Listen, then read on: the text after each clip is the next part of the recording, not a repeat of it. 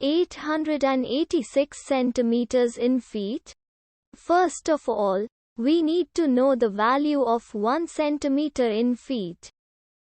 It's always 1 centimeter equals 0.03280839895 feet.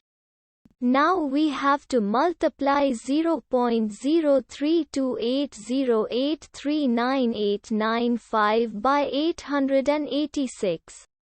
Therefore, 886 centimeters times 0.03280839895 feet equals 29.068241469 feet.